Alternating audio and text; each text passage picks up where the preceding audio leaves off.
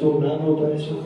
એટલે મને આશીર્વાદ આપો કે તમારો ભગત બાપુ પાછો વ્યાસપીઠ ઉપર હરિગુણ ગાતો થઈ જાય અને 3 તારીખથી હનુમાનજીનું આહવાન કરું, આવીએ હનુમંત બિરાજીએ, કથા કહો બધી અનુસાર. તો હનુમાનજીની પ્રાર્થના કરતો જાઉં.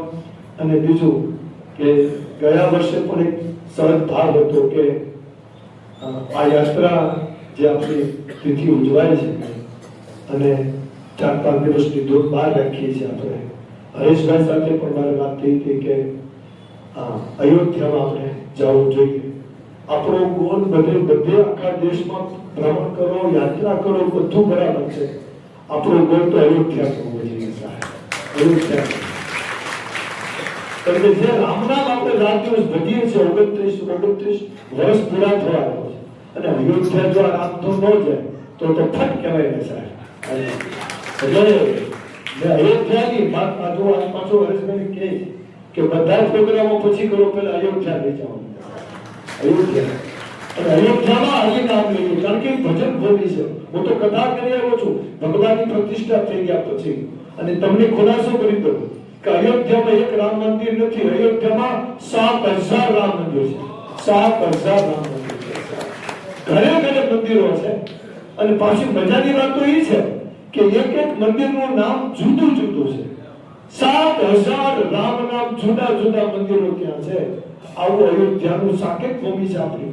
સ્વર્ગમાં આપણે જોયું નથી, પણ જ્યાં ભગવાન રહે ને એને આપણે સ્વર્ગ કહીએ છીએ. જ્યાં ભગવાન રહેતા હોય એને જ આપણે સ્વર્ગ કહેતા હોઈએ છીએ. તો આ જગતનું સ્વર્ગ કયું? બોલે અયોધ્યા, જ્યાં ભગવાન આવ્યા, ઐશ્વર્ય સાથે આવ્યા અને ઐશ્વર્ય સાથે ત્યાંથી એને જળ સમાધિ લીધી છે. તો હું સરયુ મૈયા એ જળ સમાધિ ભગવાને ત્યાં લીધી છે. તો આ ભૂમિ આપણા માટે સાકેત ભૂમિ છે, આપણા માટે એ ભજન ભૂમિ છે. આ ભજનનું પરિણામ જ અયોધ્યા છે. તો અયોધ્યાને પછી એવું કીધું છે જ્યાં કોઈ દિવસ કોઈ યુદ્ધ થયું નથી એને અયોધ્યા કીધી છે. ત્યાં કોઈ યુદ્ધ નથી થયું અને અયોધ્યાને એ કીધું છે અવધ, ત્યાં કોઈનો વધ નથી. આ અયોધ્યા છે. આ ભૂમિ એટલે પાવન ભૂમિ, સાકેત ભૂમિ.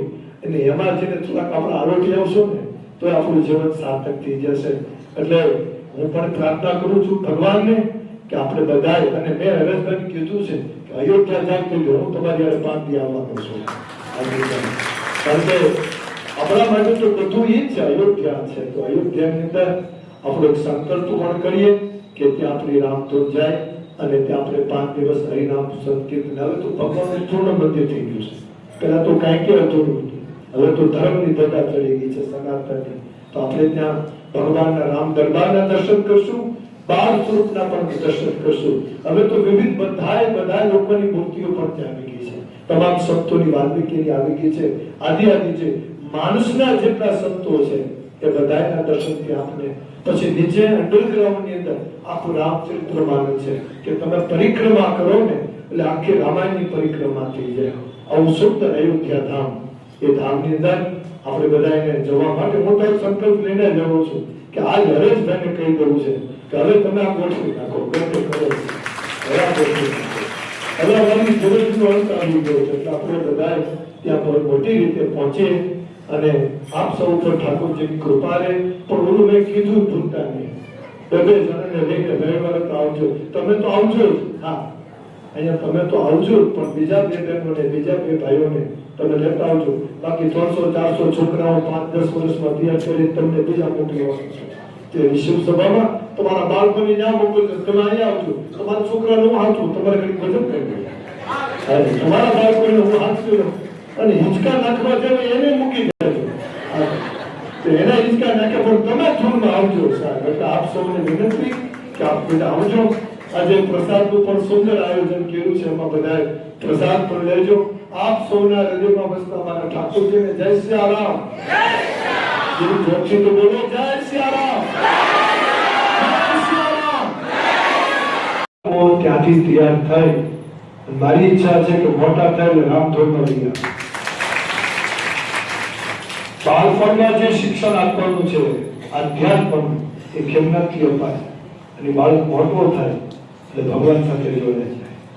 એટલે આજે તે મંદિરની અંદર 400 ની 300-400 ની સંખ્યા અમારે ત્યાં અત્યારે છે બાળકો. અને અહીંયા તો હું તો કહું છું કે 200 મને કહે છે ધનેશભાઈ કે 200 હતા 250 હતા રવિવારે તમે આવી જાઓ બહુ સારી વાત છે. રવિવારે તો મારે 200 થી જોતા અહીંયા 2000 માણસો જોવે.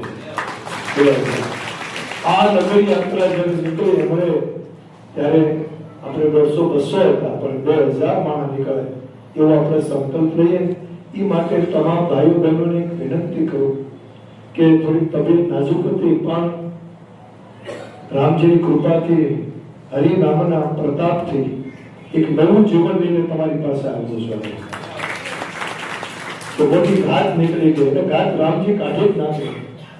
ત્યારે મેં ઘરમાં પરિવારને બધાને કહ્યું કે મારે તાત્કાલિક કથાનું આયોજન આપી દીધું એટલા માટે કે લોકો મારી ખબર કાઢવા આવે હું ત્યાં બેઠો મને લોકો ખબર અંતર પૂછે